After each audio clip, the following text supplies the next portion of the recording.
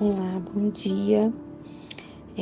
Sou a Fabiane e estou aqui para trazer uma palavra a respeito da importância da unidade, a convite da Érica, que eu queria compartilhar com vocês essa palavra, né?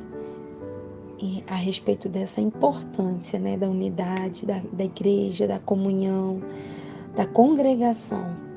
E eu queria começar falando a respeito da palavra comunhão, que em grego se chama koinonia, um relacionamento próximo e uma participação intensa na vida da comunidade, né? Koinonia, ela significa uma participação ativa mesmo, né? Intensa, você está mergulhado mesmo nas necessidades daquela comunidade, na ajuda mútua, né? E esse é o significado da palavra koinonia.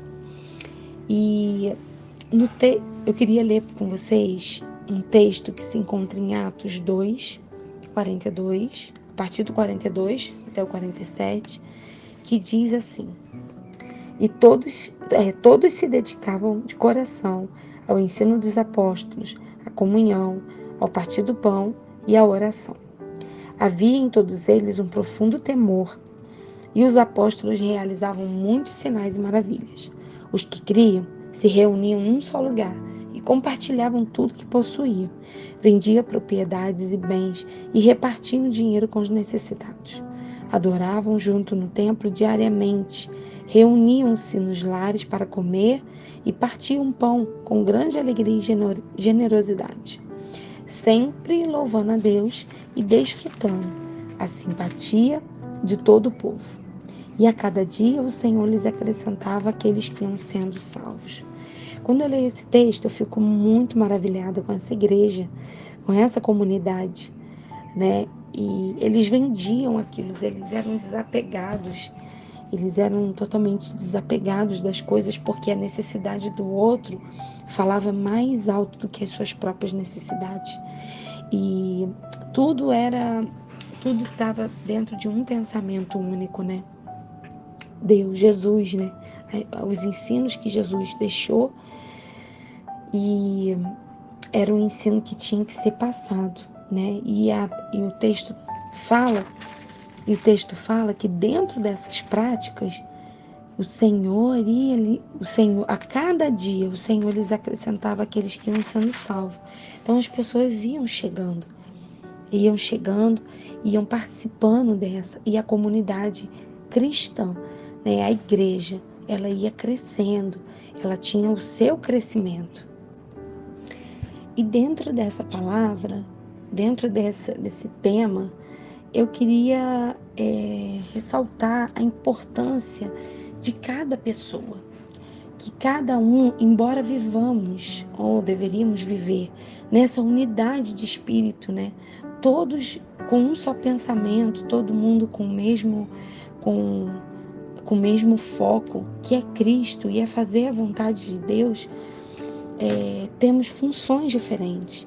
Eu quero compartilhar alguns textos que foi separado, e um deles se encontra em 1 Coríntios 12, a partir do 8 ao 11, que diz assim: a um espírito dá capacidade de oferecer conselhos sábios, a outro o mesmo espírito dá uma mensagem de conhecimento especial, a um o mesmo espírito dá grande fé, a outro o único espírito concede o dom de cura, a um ele dá o poder de realizar milagres, a outro a capacidade de profetizar, a outro ele dá a capacidade de discernir se uma mensagem é do Espírito de Deus ou de outro espírito. A outro ainda dá a capacidade de falar em diferentes línguas, enquanto a um outro dá a capacidade de interpretar o que está sendo dito. Tudo isto é distribuído pelo mesmo e único Espírito, que concede o que deseja a cada um. Então é lindo de ver a obra do Senhor em unidade e entender que cada um de nós, dentro desse corpo de Cristo, dentro dessa comunidade cristã, temos uma função diferente. Somos chamados por Deus e somos feitos para algo especial. E nós temos nós temos algo para exercitar dentro dessa unidade, né? E aí, o texto também, em 1 Coríntios 12, a partir do 12, ele vem esmiuçando isso de forma assim muito clara. Ele vem trazendo essa palavra para nós como corpo e a importância de cada um muito clara. E ele fala assim: o corpo humano tem muitas partes, mas elas formam um só corpo. E assim somos nós, né? Na igreja do Senhor. Somos várias pessoas, somos muitas pessoas, mas todos nós formamos um só corpo, que é o corpo de Cristo. E continuando o texto, ele fala assim: o mesmo acontece em relação a Cristo. Alguns de nós são judeus, alguns são gentios, alguns são escravos e alguns são livres, mas todos nós fomos batizados em um só corpo pelo único Espírito, e todos recebemos o privilégio de beber do mesmo Espírito. De fato, o corpo não é feito de uma só parte, mas de muitas partes diferentes. Se o pé diz: não sou parte do corpo, porque não sou mão, acaso por isso deixa de ser parte do corpo? E se a orelha diz: não sou parte do corpo, porque não sou olho, será que por isso deixa de ser parte do corpo? Se o corpo todo fosse olho, como vocês ouviriam? E se o corpo todo fosse orelha, como sentiriam o cheiro de algo? Mas nosso corpo tem muitas partes, e Deus colocou cada uma delas onde Ele quis. O corpo deixaria de ser corpo se tivesse apenas uma parte. Assim há muitas partes, mas um só corpo. O olho não pode dizer à mão: não preciso de você, e a cabeça não pode dizer aos pés: não preciso de vocês. Ao contrário, algumas partes do corpo que parecem mais fracas são as mais necessárias, e as partes que consideramos menos honrosas são as que tratamos com mais cuidado, com mais atenção.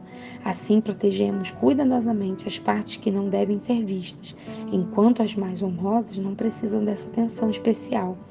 Deus estruturou o corpo de maneira a conceder mais honra e cuidado às partes que recebem menos atenção. Isso faz que haja harmonia entre os membros, de modo que todos cuidem uns dos outros. Se uma parte sofre, todas as outras sofrem com ela. E se uma parte é honrada, todas as outras com ela se alegram. Juntos, todos vocês são o corpo de Cristo, e cada um é uma parte dele. E a gente vai vendo aqui nesse texto a importância de cada pessoa, né? Aquelas que têm um grande destaque, aquelas que não têm esse destaque todo, mas que não, em importância, não perderam a sua importância diante de Deus e diante do corpo de Cristo, a sua função, a sua funcionalidade. Talvez você seja essa parte que hoje está se sentindo menos honrosa. Talvez você seja hoje essa parte que está se sentindo tão esquecida, tão fraca. Só que a palavra te garante uma força. É dessas que nós precisamos. São essas partes que fazem a diferença. São essas partes que fazem falta e que nós precisamos perto. Então, hoje, se a situação em que você se encontra é uma situação de achar desnecessário a vida em comunidade cristã, o congregar, o estar junto em comunhão, não caia nessa cilada do inimigo. Deus nos deu a palavra dele que nos garante a importância, como que isso é importante, como que estarmos juntos é algo necessário. E hoje a tua ausência está sendo tão sentida por uma parte que está precisando de ajuda, e seria você, essa parte, a estar caminhando junto com essa pessoa, a estar ajudando. Para finalizar, eu queria ler com vocês o texto de Marcos, Marcos 2, a partir do 1, que fala sobre as histórias, né, de Jesus, os milagres que Jesus operou. E eu queria ler para vocês esse texto que fala, a partir do 1, que fala assim: dias depois, quando Jesus retornou a Cafarnaum, a notícia de que ele tinha voltado se espalhou rapidamente.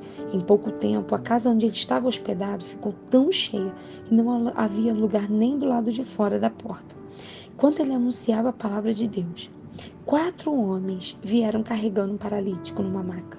Por causa da multidão, não tinham como levá-lo até Jesus. Então, abriram um buraco no teto, acima de onde Jesus estava.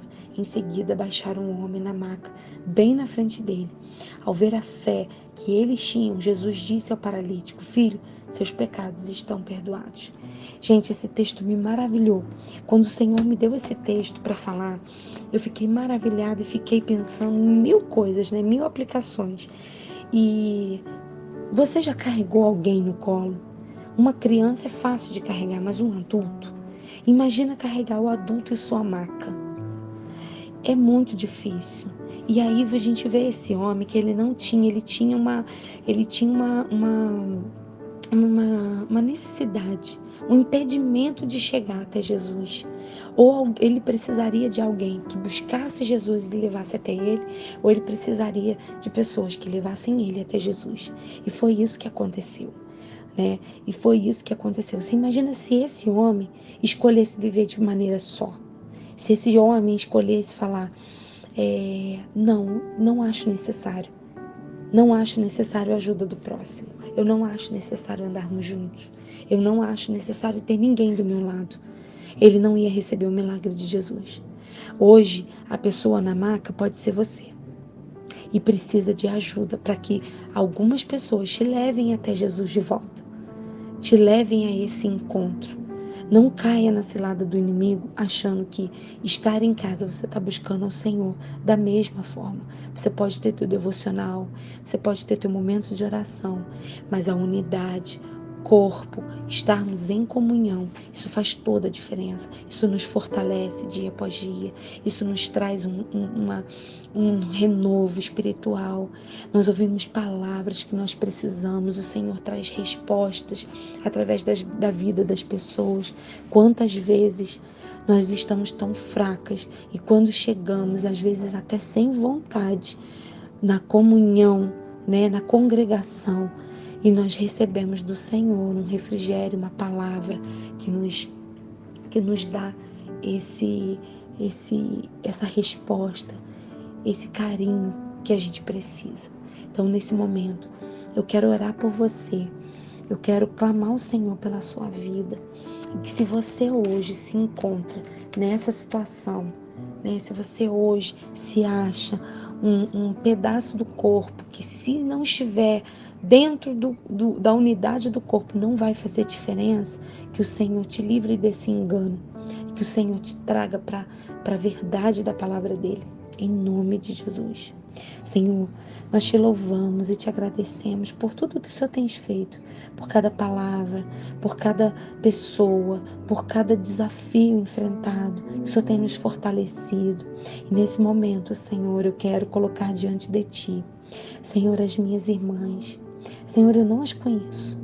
Eu não sei o nome, eu não sei a situação em que elas estão vivendo, eu não sei, Senhor amado, o que tem levado elas a desacreditar, Senhor, da importância da unidade. Mas nesse momento, Senhor, eu quero te pedir, eu quero clamar a Ti pela vida de cada uma delas, ó Deus, e pedir a Ti, Senhor, que a Tua palavra entre como flecha no coração, que ela possa, Senhor, trazer, Senhor amado, a Tua verdade de volta, que ela possa, Senhor amado, ser renovado, que se há algum engano, que se há alguma mentira, Senhor amado, que tem permeado, Senhor, a cabeça das Tuas filhas, o coração, Senhor, tira todo o engano, tira toda palavra contrária à Tua vontade, Senhor amado, e que elas possam retornar, Senhor, para a unidade do corpo de Cristo. A importância, Senhor, e que elas possam entender a importância de estarmos vivendo em comunhão. Deus, a Tua palavra não mente. A Tua palavra é viva, Senhor, e ela se renova sempre, sempre. Ano após ano, Pai, nós temos vivenciado isso. Que o Senhor possa alcançar esses corações neste dia, em nome de Jesus. Amém e amém. Que o Senhor abençoe a cada uma de vocês e que a palavra do Senhor arda em cada coração, em nome de Jesus. Amém.